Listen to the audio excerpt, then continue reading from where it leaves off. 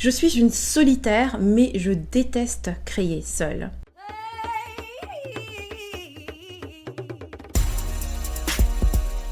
Tu vois, le truc, c'est que quand tu es une personne solitaire, en tout cas moi je sais que parce que j'étais une personne solitaire, une part de moi pensait aussi que j'étais sans doute une personne individualiste. Je vis au Canada, ville nord-américaine à Montréal, et oui, ici on est beaucoup plus individualiste et ça me convenait, tu vois, parce que justement je suis une personne solitaire.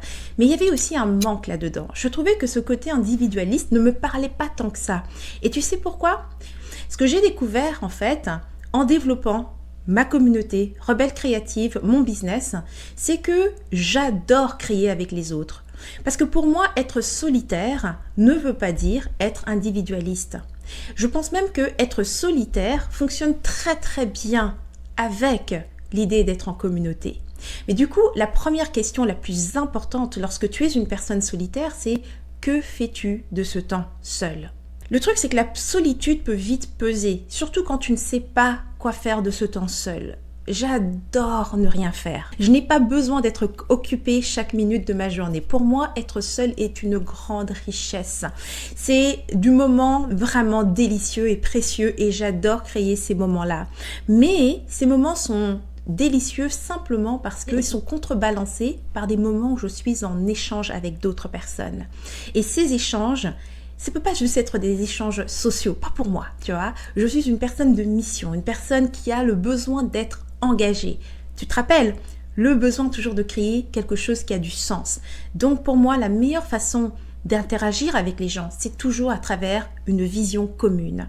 Quand on est en train de travailler tous dans une direction, pour moi, ça, c'est l'éclate totale. Donc, c'est pour ça qu'avec Rebelle Créative, quand j'ai commencé, bien évidemment, tout de suite, je me suis entourée d'une équipe. J'ai toujours travaillé avec d'autres femmes qui m'aidaient à mettre en place certaines choses. Au départ, c'était vraiment juste, tu sais, un petit peu cet aspect stratégique où on te dit, tu vas être plus productive si tu es entourée d'autres personnes. Et puis, avec les années et l'expérience, je me suis rendu compte qu'en fait, ça n'avait rien à voir avec le fait d'être plus productive.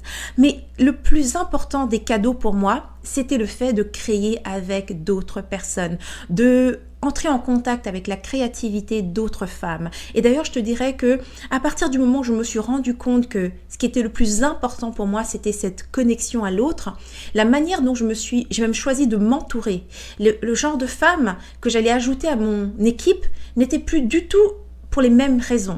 Je ne recherchais plus forcément la personne qui était la plus qualifiée pour faire un travail, mais plutôt la personne avec laquelle moi, j'étais la plus alignée.